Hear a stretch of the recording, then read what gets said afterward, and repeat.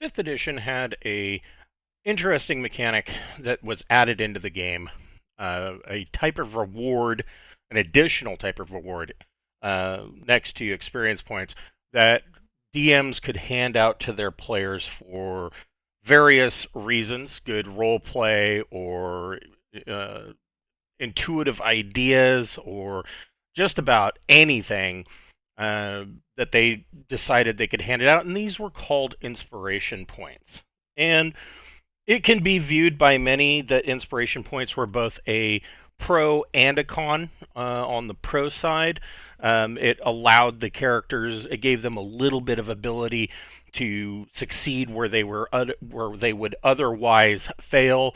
On the con side, because of the loosey goosey nature of how they were implemented over time, they have become somewhat of a over empowerment, you might say, of the characters, and leaning back into the pro in that it may allow the characters to do way too much. They can be tampered down by the DM's um, discretion in how they can be used. But you might be, as a castle keeper, you might be thinking, well, I'd like to bring inspiration points into Castles and Crusades. How do I go about doing that? Well, today on the Lore of Braunhaven, I'm going to let you in on a little secret. They're already there. So keep watching, and we will bring this in and show you how these can be done. So the first thing that you should look at is the Castle Keeper's Guide, and oddly enough, these particular items of the luck point, fate point, hero point, all of that is kept in the chapter on character death. Now, at first I thought that was a very strange place to put these, but in reality, yeah, it's kind of fitting because uh, you can look at an inspiration point in 5th edition or a hero point in CNC as a kind of divine intervention. And so these points can be used to alleviate a problem where you might have a player character ultimately die. And not that player character death is a bad thing. I have taught all of my groups to wholeheartedly embrace it. We don't use any of that death saving throw stuff. No, if your character's dead, they're dead. But it being a heroic fantasy or even a sword and sorcery hard fantasy, there is divine intervention that is available in all of those. So if a character is dead, are they really always dead? Well, with things like resurrection, raise dead, all of that, not necessarily. And so I really don't view the inspiration point or the luck point or the fate point as being anything different from that reality.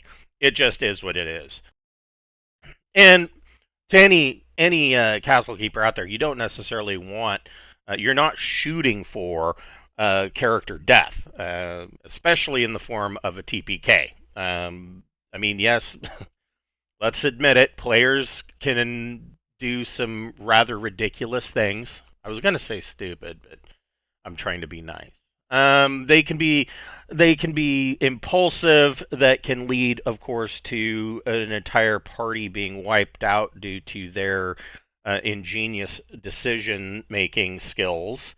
Um, but it should never be the aim. And if you are routinely seeing TPKs where the players are having to spend a lot of these hero points, then you should go back and look at how many monsters and at what level you're putting before your players. Um, but your players should also learn that sometimes they need to run away. That's just a fact of life. So I I don't have any confirmation on this, but having read these optional rules in the character death chapter of the Castle Keeper's Guide, it seems pretty blatantly obvious that this is where Wizards of the Coast lifted the whole idea of inspiration points.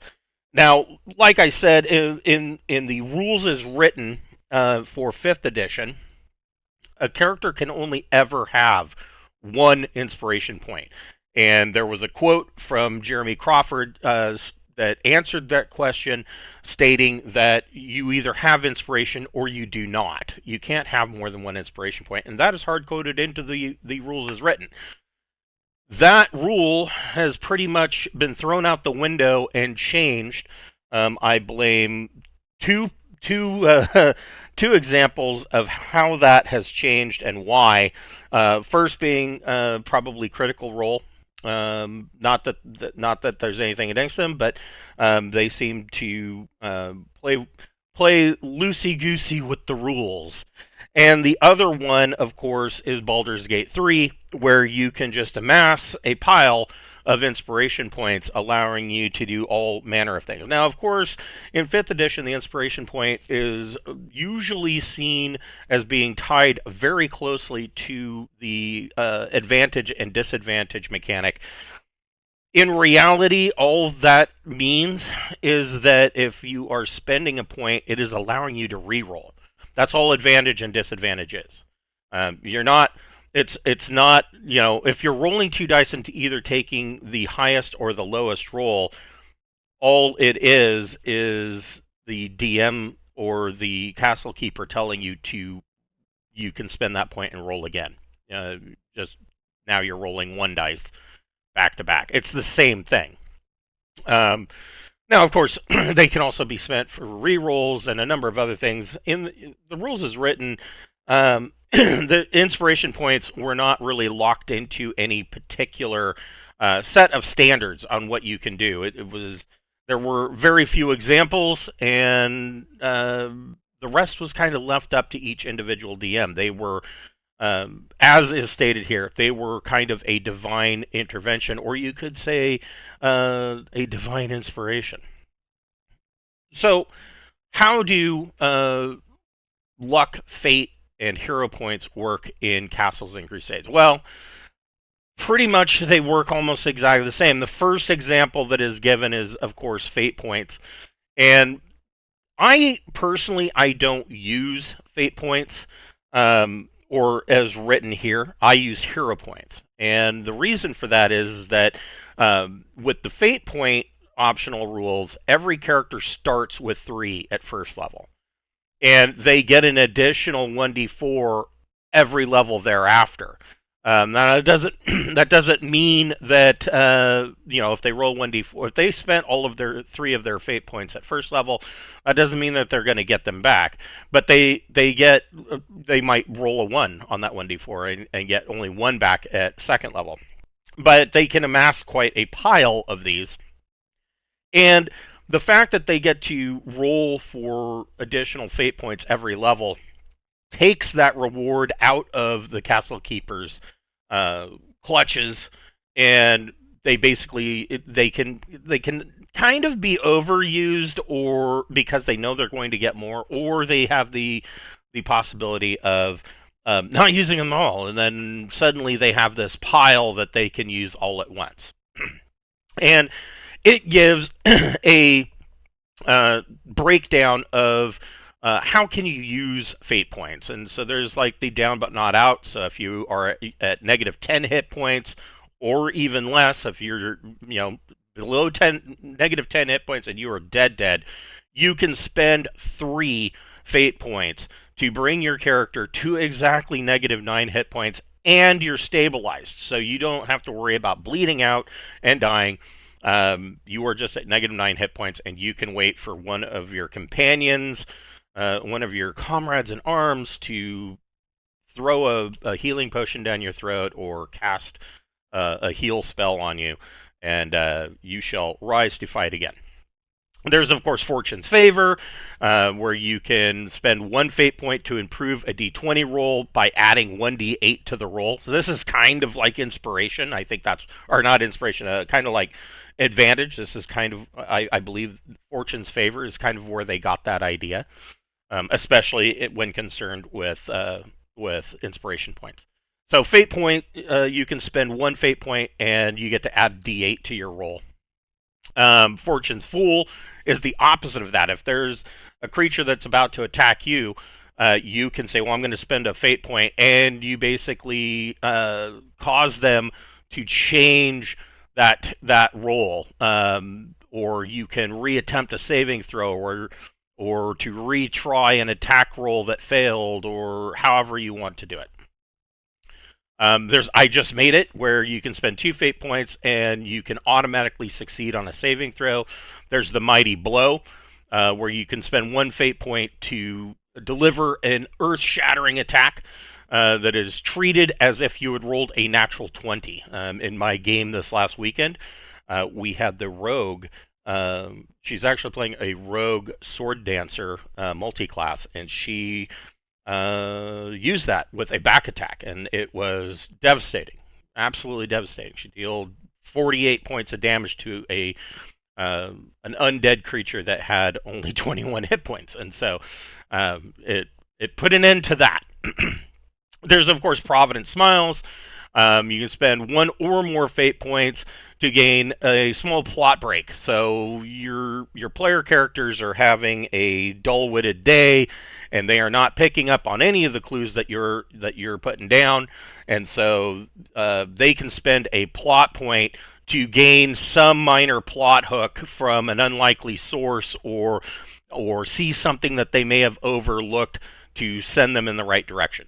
So that's always a possibility. If they're floundering on a puzzle or an investigation of some kind, they can spend 1 or more fate points. And of course, the more fate points that they spend, the bigger the clue can be.